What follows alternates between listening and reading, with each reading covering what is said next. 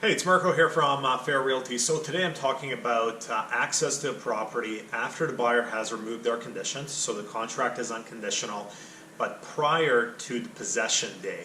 And this comes up all the time. That's why I'm making a video about it that I can forward to people. Personally, I'm super laid back. When I sold my house 2-3 years ago, the buyers wanted to come back a number of times for I don't know what, but I could care less. Left the front door open. Help yourself. They would obviously come with their buyer's agent, but their request for access prior to possession did not bother me because the contract was unconditional, but I'm very laid back.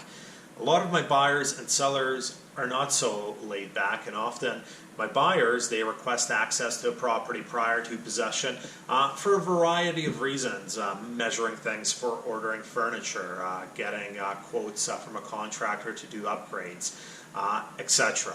And then a lot of my sellers, they're not too keen to allow access prior to possession because they have worries that the buyer might change their mind, even though it's an unconditional contract. Some might be worried about COVID, fair enough, but there's a lot of concerns that sellers come up with for granting access to the property prior to possession. So in some provinces across Canada, there are clauses in the contracts that allow a buyer to come back prior to possession to inspect the property, for potential damage that the seller or the tenant may have done in between the contract going unconditional and the possession date. In BC, we have no such thing. If you go unconditional, the seller is not required to provide access to the property prior to the possession date. There is no fine print in the contract to address such a scenario. So often as the buyer, you're asking for the seller to grant you access to the property in good faith. If the seller says no, unfortunately you have no recourse. You can add clauses into the contract that allow access to the property, let's say twice for 1 hour with your buyer's agent present prior to the possession date, and that would be in the contract. If the seller signs the contract, they're agreeing to that.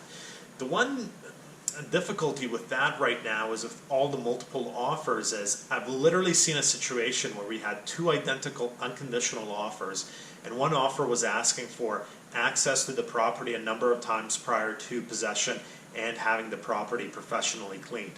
The other unconditional offer for the exact same price was not asking for those things, and my clients decided to go with that particular offer. So the access to the property prior to possession harmed that offer to the point where they didn't actually get the house. I always write access to the property prior to possession if there's tenants at the property, because that makes sense to go and inspect the property prior to possession to make sure the tenants didn't do any potential damage. However, it's not a clause I use all the time if my buyers are planning to moving into the property. So it's important as a buyer, if you think there might be a reason why you might need to revisit the property prior to possession, that you let your realtor know to write those clauses in, because if those clauses are not written in, the seller does not have to grant you possession prior to possession.